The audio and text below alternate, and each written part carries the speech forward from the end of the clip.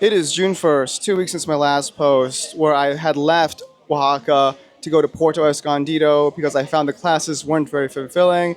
And now I'm kind of in a place where it's the complete other way around. I've been traveling with some friends for about 2 weeks now, and I feel very aimless, like I did in Spain, where I was just, wandering around. It's been fun. It's been a great time, but I just feel like, a little bit purposeless right now. So after my friend's birthday, which is in a couple of days, I'm going to go to Guatemala and go back to the Spanish classes, but not really like full time. I'll just do like 1 week of Spanish classes, then 1 week of self study,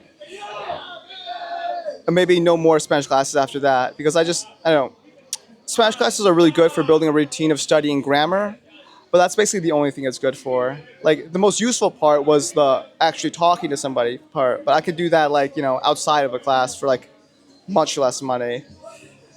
And yeah, I don't know. It's just it sounds like a bad thing to say, but I really just need to be alone for an extended period of time to really like focus and study because I really need money and I really need to get back to studying Spanish because I've got about 2 more months in Central America, Latin America, and then that's sort of the time frame I have to like, and then go to Morocco or south of France to learn French for 2 months. So yeah, that's not a lot of time I have left. Even though my Spanish is pretty good, I'm just not very good at listening with it. And yeah, I don't know. I feel really conflicted because I'm really enjoying like hanging around with my friends, but at the same time, then like I'm not really interested in traveling anymore. Like if I were, I'm really interested in rock climbing. Like I'm really interested in physical feats. Like I would skydive or do the rope jump thing. Like that sounds fun. But yeah, I feel really conflicted, but I'm also just like, I have to do what I have to do for me. Yeah. So yeah. It is June 7th, a Saturday, and I have just arrived at Antigua. Earlier today, I was in Cancun, and yeah, it was really stressful. I'm just, I feel like I'm a type A person when it comes to being stressed out about things, but the way I deal with things is very type B. I was gonna wake up 3.5 hours earlier than the plane, but I ended up sleeping in because I was just really tired, and I was just thinking to myself, it's gonna work out, it's gonna be fine because I recently had an experience where I had to catch a ferry and a bus, and the bus was leaving literally like 20 minutes after the ferry would have arrived at the place. The walk was like 5 minutes from the place, and I made it. I want usually I'm a person who's like I always have to be an hour early, but I made it, and I think that experience made me like become more lax. Of like I'm gonna sleep in like 30 minutes, an hour. It's gonna be fine. It's gonna be great. Even though just suggested thing is like always arrive like 3 hours early for an international flight because it can be super busy. But no, yeah, it was like everything worked out like pretty much perfectly. I arrived literally on like there were barely any lines anywhere for like the security or the check-in.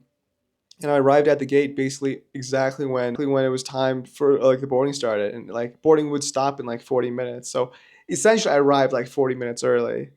And it's like 20 minutes passed and I'm still just like super jazzed, super happy that I was able to like be super relaxed and sleep in because sleep is super important, like if you don't sleep and you just feel like shit the entire day. And yeah, I'm 20 minutes past and I'm about to get into the thing, present my ticket, and I realize I don't have my passport with me, and that's like I don't want to say it's my biggest fear, but I feel like it's like every traveler's biggest fear of like you lost your passport, you forgot your passport, you can't travel anymore. And like a plane ticket is a lot of money. So it's like or at least this one was.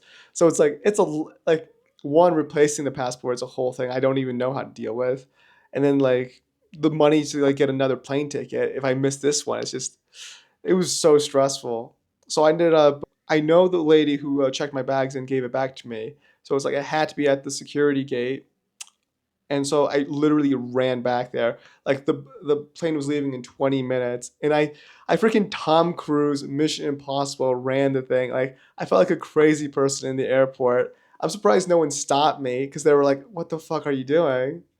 But no, I ran back.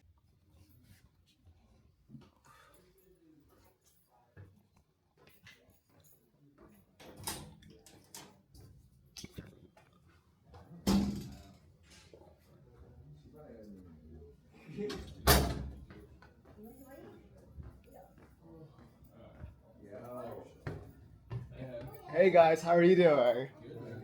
What are you up to? Oh, just the normal everyday things that we all do, I'm sure. Such as.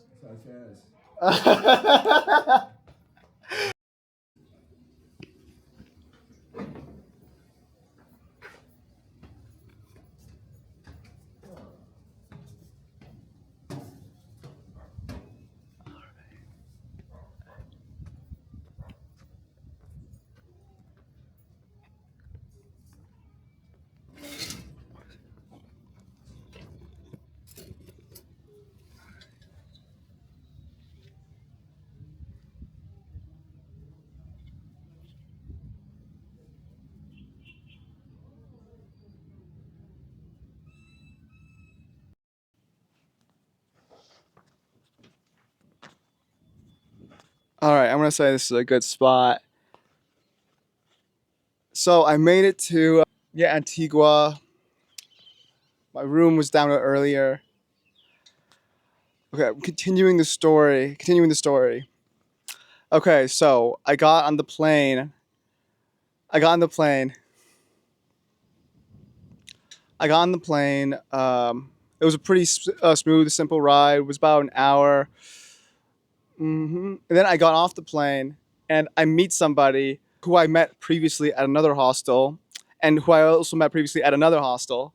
So this was our third time meeting. And I was like, it was crazy. And it's like, it's so nice to see a familiar face too. Yeah, even though he wasn't really my friend, even though we never really hung out, I was like, it felt like seeing a friend that you haven't seen in a long time. Dude, this is like fate. This is destiny. We have to hang out again. We absolutely have to hang out again. I don't know. It was kind of a bummer that we separated because he was staying in Guatemala City and I was going directly to Antigua. But yeah, I don't know. It was still really cool, fun. Like I love these coincidences when you're traveling of just like being in the right place at the right time. And speaking of that, right as I was leaving the airport or trying to leave the airport, trying to get to Antigua, take a collectivo, a shared taxi to Antigua. It's about like an hour and I meet another person, a girl who also needs to get to Antigua for a connecting bus to another place, which I don't remember. And yeah, it's like, I don't know, it was super convenient, super nice because I basically paid half as much as I would have for the Collectivo from the company that was at the airport. So we just shared a taxi or like a Uber sort of thing. And yeah, we just had a really fun conversation for like the entire car ride. And I'm just like, yeah, like the plane ride was fun because I was able to do like whatever I wanted. I was able to read a bit, watch TV, and it went by super fast. But I'm also just super thankful for just like I don't know, like normally I'm not the sort of person who talks that much. Like who can talk to a person for an hour, let alone a stranger for an hour. But then like I don't know, it's like there's something about traveling. You're more open. You're more open to a conversation. You're more friendly in general, and it's just yeah, you're just more open to connection, I feel like, because like that this connection is so temporary, or in which it's like it's different when you're just like living somewhere or working somewhere for like extended period of time. And I just found that really funny. But yeah, and we talked and yeah, the conversation we had it sort of just made me realize I definitely do enjoy traveling with people way more than I do solo traveling. Because when I travel alone, I'm just not really that enthused or like motivated to do to be very adventurous or explorative. Like I don't know, it's like I do so many things that I wouldn't have done because of I'm traveling with other people, like going to museums, going on hikes, or seeing beautiful views. And like I discovered things like, oh, I really enjoy doing this now. I'm gonna keep on doing it. If I could, I think I definitely would try to travel with people more often. But I'm just in a place right now where I don't really have like the skills or the resources. Like I'm very low on funds. I don't really have a remote job or way of like increasing my funds right as of now. So like right now I'm just in that phase where like I have to work on things. Like work on getting that lifestyle that I may or may not want of traveling with friends. Yeah, I just do so many things I wouldn't do because I'm hanging out with other people, like getting drunk. like talking to girls. And it's just like, yeah, I don't know. I'm gonna look my notes for a second. Okay, like this sounds bad. This sounds like a really bad thing to say, but it's like my friend kept admonishing me for saying this one thing. Like at first, I always say like a girl is really pretty, but like up close, she's not really pretty.